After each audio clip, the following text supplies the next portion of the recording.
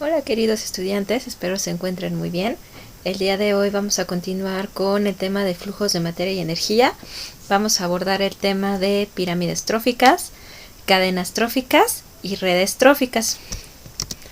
En la transferencia de materia y energía, esto se va a presentar cuando hay una transformación de la materia y de la energía, donde esta energía es utilizada para realizar un trabajo, es decir, una actividad. En el caso de los seres vivos puede ser el movimiento, obtener, en este caso, el alimento, la reproducción, la respiración, entre otras actividades, y el resto de esta energía se pierde en forma de calor.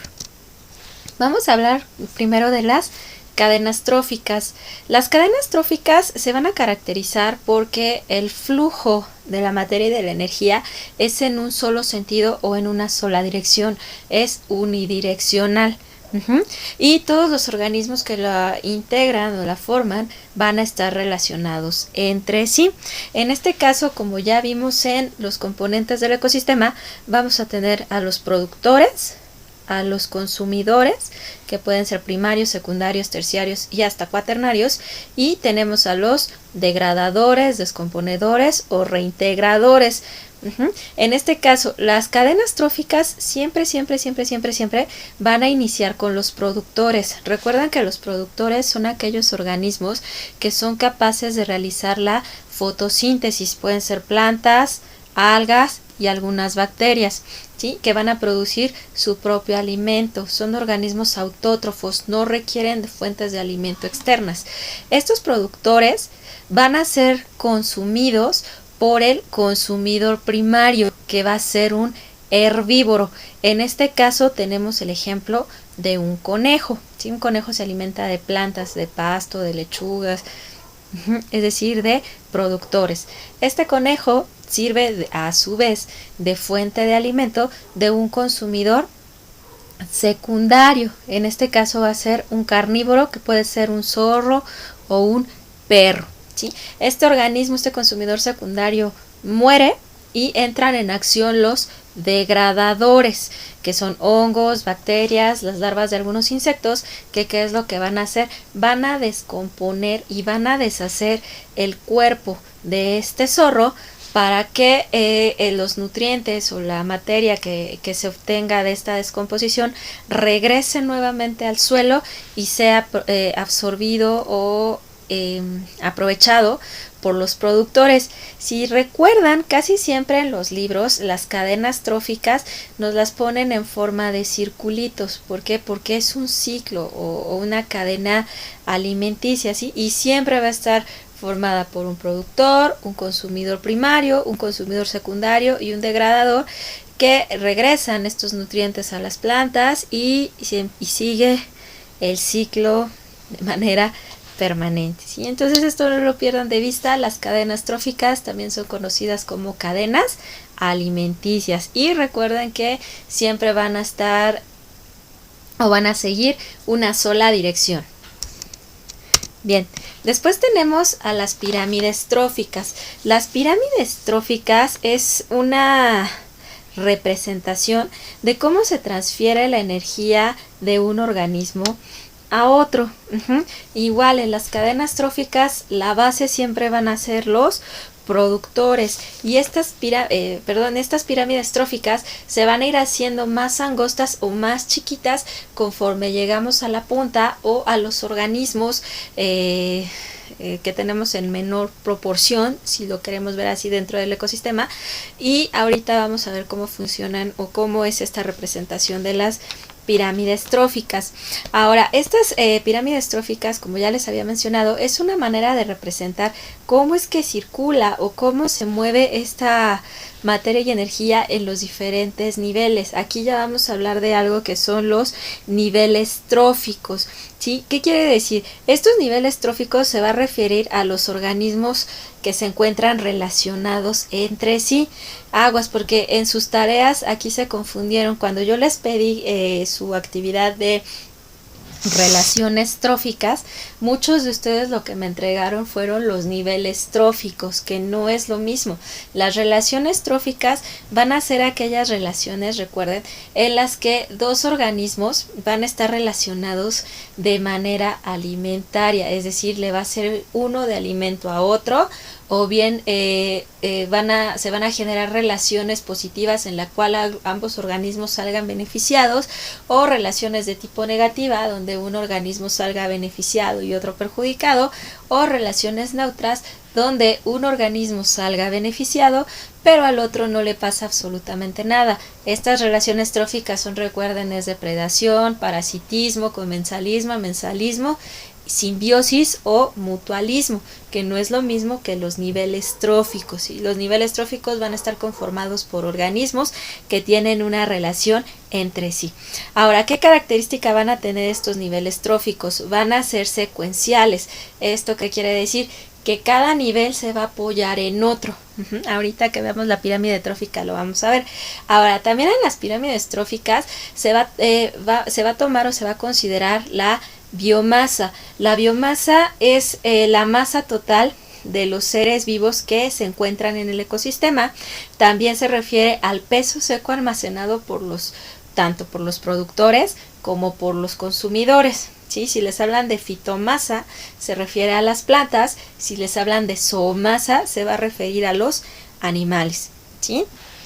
Bien. Ahora, esto ya lo vimos, las pirámides tróficas van a estar conformadas en su base siempre por los productores, ¿sí? Y el ancho de la pirámide se va a ir reduciendo conforme se vayan aumentando o se vayan a los niveles superiores de la pirámide. Vamos a ver cómo está conformada una pirámide trófica. Una pirámide trófica va a estar conformada por los siguientes niveles tróficos, que el primero son los productores, que son plantas, algas y cianobacterias. Con los productores siempre se va a iniciar la transferencia de materia y energía. Y si se fijan, como es la base, está más ancho, ¿sí? es el nivel trófico más ancho que podemos encontrar. Después tenemos el segundo nivel trófico, donde tenemos a los consumidores primarios. Aquí vamos a tener herbívoros, ¿sí? Animales que se alimentan de plantas, como por ejemplo conejos, vacas, caracoles terrestres, todos los organismos que se alimenten de los productores. Si se fijan, aquí el ancho de este nivel trófico es menor en relación al de los productores. Después tenemos el siguiente nivel trófico, que es el nivel trófico terciario. Aquí vamos a tener consumidores secundarios, es decir, ya vamos a hablar de organismos carnívoros, así como por ejemplo zorros, perros, es decir, vamos a tener organismos que se van a alimentar de los herbívoros. Tenemos un cuarto nivel trófico, donde vamos a tener a los consumidores terciarios, es decir, vamos a hablar de organismos carnívoros que se alimentan de otros carnívoros, es decir, estos se van a alimentar de los consumidores secundarios. Ya les había puesto un ejemplo en la explicación anterior, donde les hablaba, por ejemplo, de un águila que se come a una serpiente. Una serpiente se alimenta de roedores, ¿sí? Ahí estamos hablando de un consumidor secundario, pero el águila se alimenta a su vez de la serpiente, entonces ya estamos hablando de un consumidor terciario, es decir, de un organismo carnívoro que se alimenta de otro carnívoro. Después tenemos el quinto nivel trófico. Aquí ya vamos a tener a los descomponedores, reintegradores, que va a estar formado por hongos, bacterias, las larvas de algunos insectos, que van a ser los encargados de degradar o de deshacer los cadáveres tanto de los animales como de las plantas que ya no están vivos, y de regresar toda esa materia orgánica al suelo, que va a ser nuevamente asimilada por los productores. Aquí está lo que les comentaba en la diapositiva anterior.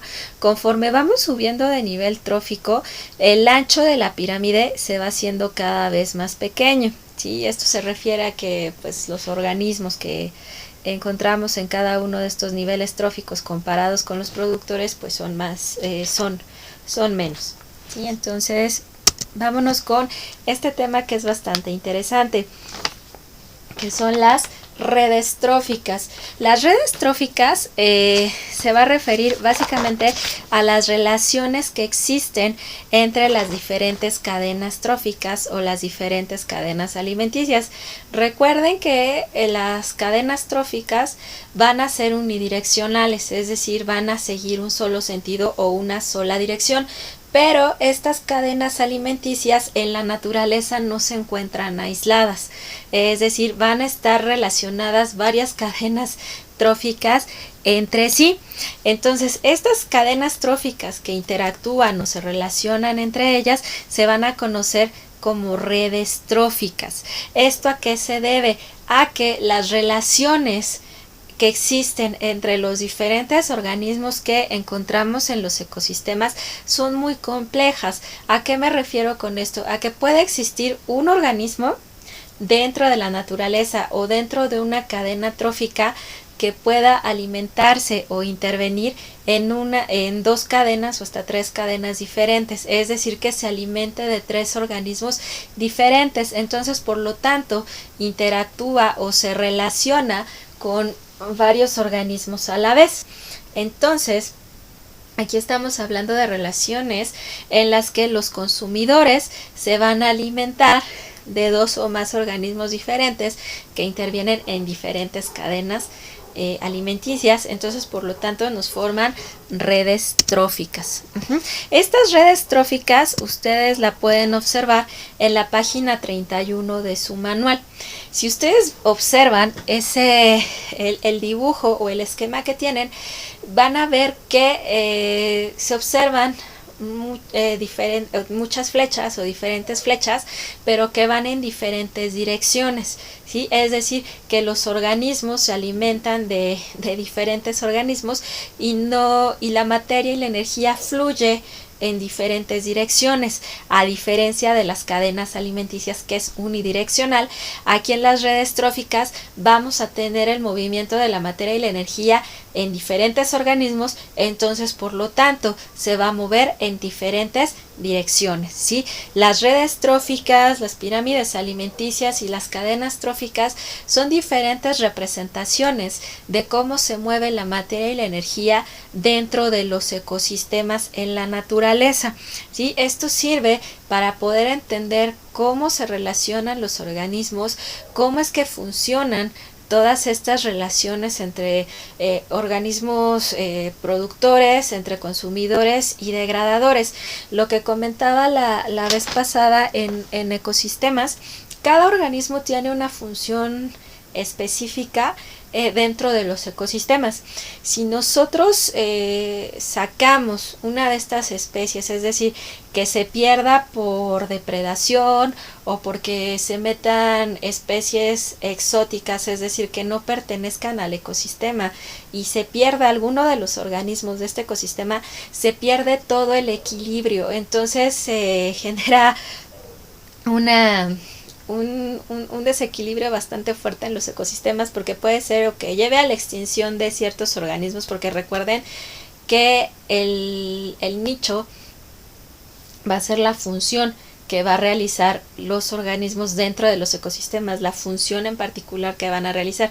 Entonces, si se pierde un organismo, con uno que se pierde esa función dentro de la naturaleza o dentro del ecosistema. Entonces se rompe todo el equilibrio de la naturaleza y afecta a muchísimas especies, incluidas el humano. Y por eso es importante reconocer y ubicar la importancia de conocer cómo funcionan los ecosistemas, la función que tiene cada uno de los organismos dentro de la naturaleza, para que se siga manteniendo este equilibrio dentro de la naturaleza.